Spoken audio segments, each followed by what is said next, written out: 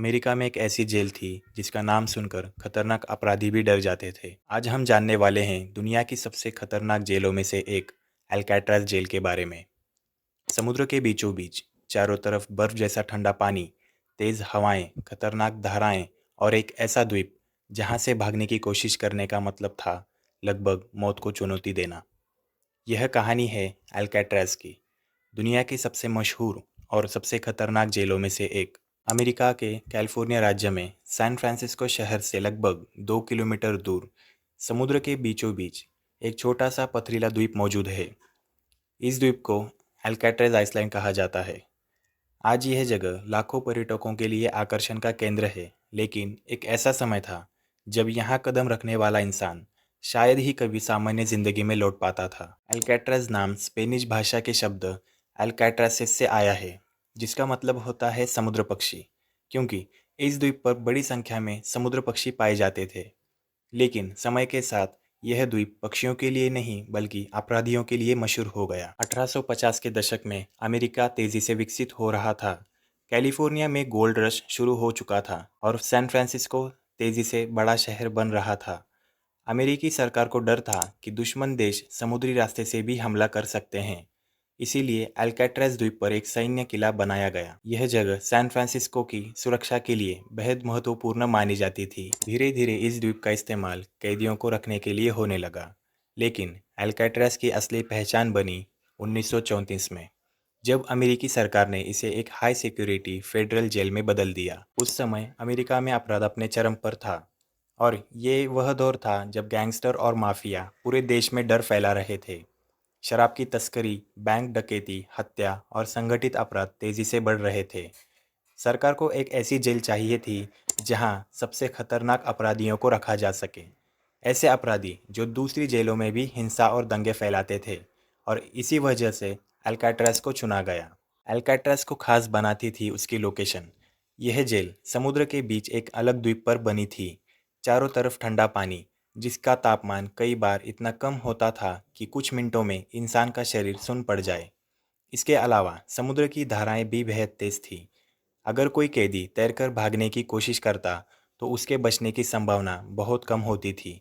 इसी वजह से लोग इस जेल को द रॉक कहते थे। अल्काट्राज की सुरक्षा उस समय दुनिया की सबसे मजबूत सुरक्षा व्यवस्थाओं में गिनी जाती थी। जेल में कई सुरक्षा टावर थे, जहां हर समय हथियारबंद गार्ड तैनात रहते थे। हर कैदी की गतिविधि पर नज़र रखी जाती थी, यहाँ तक कि कैदियों के खाने, चलने और सोने का समय भी तय था। कैदियों को छोटी छोटी कोठरियों में रखा जाता था।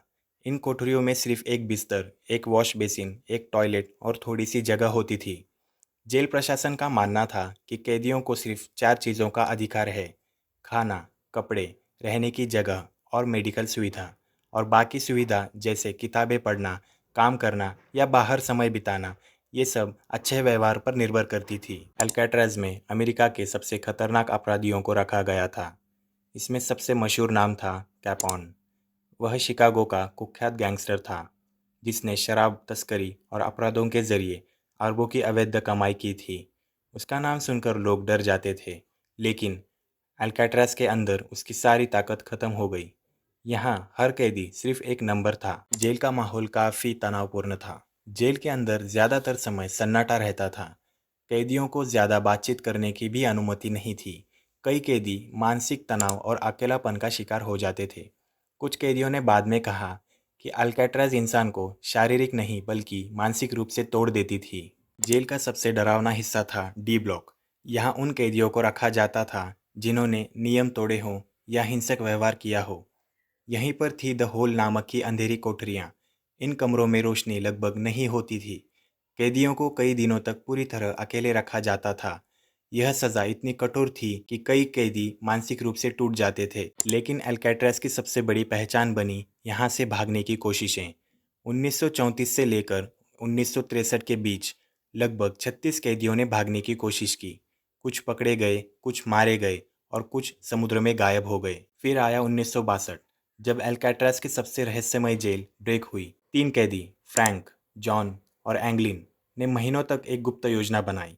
उन्होंने अपनी कोठरियों की दीवारों को चम्मच और छोटे औजारों की मदद से धीरे धीरे तोड़ा। गार्ड्स को धोखा देने के लिए उन्होंने साबुन, कागज और बालों से नकली सिर बनाए, जिन्हें रात में बिस्तर पर रख दिया जाता था। 11 जून 1962 की रात तीनों कैदी जेल की दीवारों के पीछे बने रास्ते से निकल गए। उन्होंने रेनकोट से बनाई गई अस्थायी नाव का इस्तेमाल किया और समुद्र में उतर गए।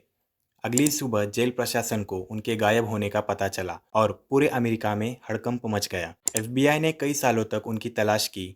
सरकार का कहना था कि वे ठंडे समुद्र में डूब गए होंगे, लेकिन उनकी लाशें कभी नहीं मिली।